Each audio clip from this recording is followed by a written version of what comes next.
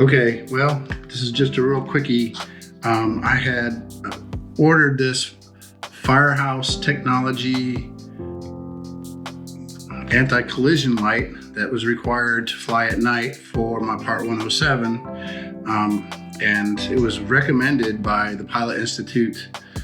So I bought it. It's $36, but this button, it's intermittent at best. It sits in sideways. You can't really tell. I got as much light on as I can, but and then when you see it just went off. And you press it, then you press it to change modes and it won't press again.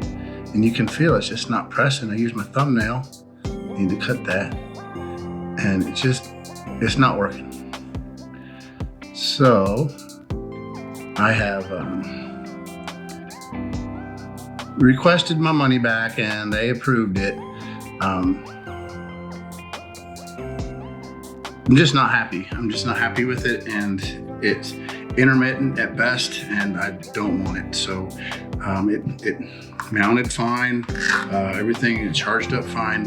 It just doesn't work as advertised. I'm pressing the buttons like they say, and it's not turning off the way they say. I don't know, that time it did, but anyway, it's going back. I'm getting a new one.